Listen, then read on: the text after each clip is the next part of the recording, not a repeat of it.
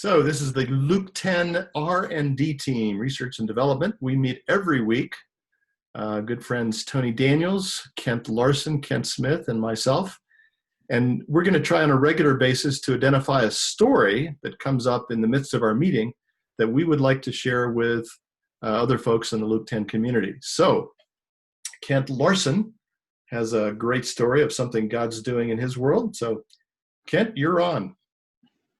Well, great. Well, I've been involved with Luke 10 for a bunch of years here now, and just enjoying the power of multiplying connection with Jesus and connection with one another's hearts.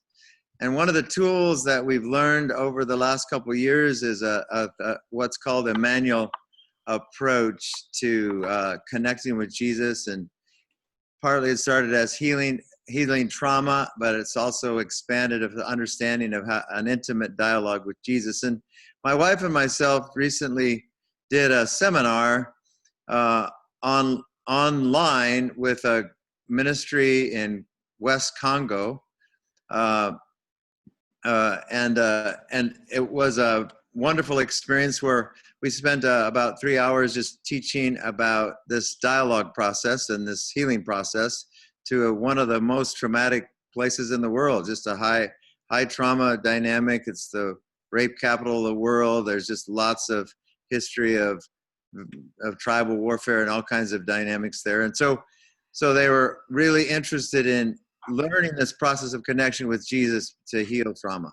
So we did it on last Saturday, actually, and presented a very simple process of just a 3-step process of connecting with Jesus, seeing him and seeing how he would respond, starting from a joyful place and then processing pain and then coming back to a joyful place. And one of the things that we did was a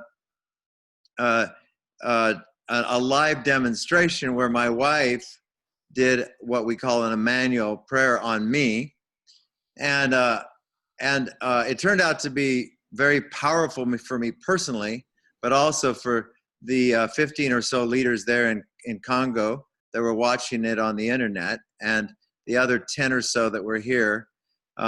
So the way it started is she let me just ask Jesus for a moment of joy in the past, and the Lord reminded me of an encounter I'd had years ago where the joy of the Lord had come on me in a very powerful way in a conference here in Southern California under the ministry of John Wimber.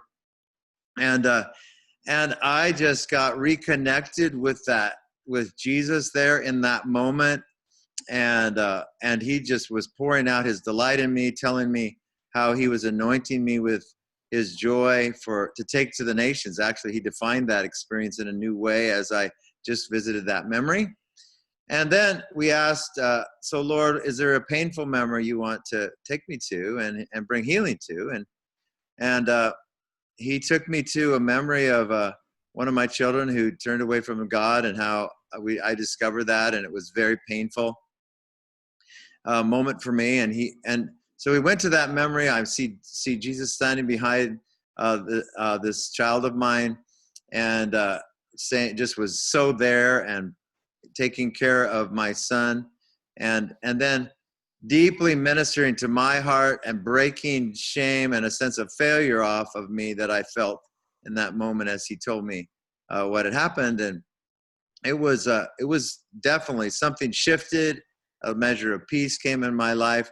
And so all these leaders from the Congo in a very traumatic situation are watching me tell this personal trauma story.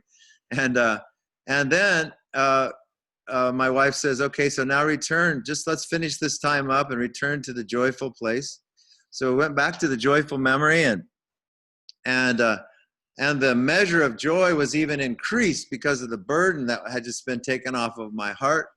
And I saw Jesus there again, and I couldn't contain my joy. I started to laugh, and the people that were with me in the room here in California, they started to laugh, and then it poured out on the Congolese people to the point where some of them literally were falling on the floor, rolling in joy and laughter in the midst of one of the most traumatic places in the world. And it was fascinating because we had just been done a question and answer where they were asking lots of questions about how in the world do you return to joy from pain. even in the present, because they're in the constant sense of that present. So it was exciting. And so the follow-up now is we're going to do really a little triads, 2s and 3s, where we're going to take these leaders and walk through connection with them and teach them how more deeply how to do this process. And hopefully it's going to pour out into this whole movement, which is a massive movement in Congo, with a whole lot of men and women that have been in great trouble. So I was excited. I felt like we were able to extend the kingdom and bring real connection with Jesus and with each other, heart to heart. So that's my story. Wow, that's a great story. Tony and Kent, do you have like a one reflection on what you just heard from Kent Larson? Anything you'd like to just reflect on that? Well, the thing that strikes me, Kent, is whether people are in the Congo or they're in our crazy, distracted, and very broken first world context here in the developed world, that the brokenness that people are experiencing in our time is so profound, and it's such amazing good news to be reminded that wherever we are, Jesus is present and available to bring the healing that we need. And so I'm just really excited that through the work that you and Kathy are doing, and through the work that we're all doing in Luke 10, that this is becoming more and more available to other people across our context. I just wonder if there's anyone in our Luke 10 leaders that would like to do this type of training, and if there's any way we could offer it in the next year. So that's what I'm working on, my notes going on here. Kent, thank you so much for what you and Kathy are doing, and it's invaluable, really amazing.